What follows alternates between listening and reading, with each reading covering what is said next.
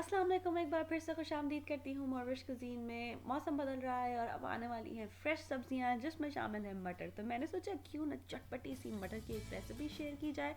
इसको आप as an appetiser और साइड डिश भी सर्व कर सकते हैं या शाम की चाय के साथ भी इंजॉय कर सकते हैं। तो चलिए जल्दी से बनाते हैं ये चटपटी मटर।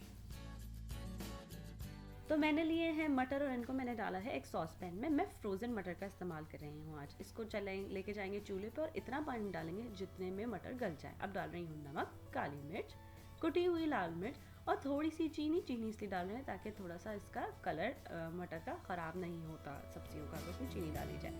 अब इसको एक उबाल आने तक तेज़ आंच पे पकाने के बाद इतनी देर पकाएंगे कि मटर का पानी खुश्क हो जाए और तब देर में मटर अच्छी तरीके से गल चुके हों। जब मटर कम्प्लीटली गल जाएंगे तो मैं इसमें शामिल कर रही हूँ इमली का गाढ़ा गाढ़ा सा पेस्ट या गूदा।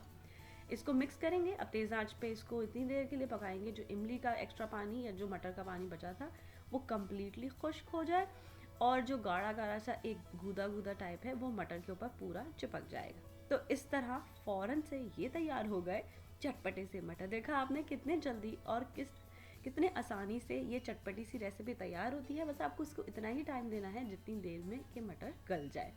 जैसे मैंने पहले कहा कि इसको आप या तो एपेटाइज़र और साइड डिश सर्व कीजिए या स्नैक के साथ खाइए। मैं इसको personally as a main item भी बहुत इंजॉय करती हूँ चपाती रोटी के साथ। अगर आप इस रेसिपी को ट्राई करें तो प्लीज़ बताइए आपके पास कैसी बनी। कुछ और सीखना चाहते हैं तो वो भी ज़रूर बताइए। मेरी रेसिपीज़ को पसंद करने का और उनको सराहने का बहुत शुक्रिया। अल्लाह हाफिज़। अगर आपको ये रेसिपी अच्छी लगी तो इन लिंक्स पे ज़रूर क्लिक कीजिए ऐसी और बहुत सी मज़ेदार रेसिपीज़ के लिए।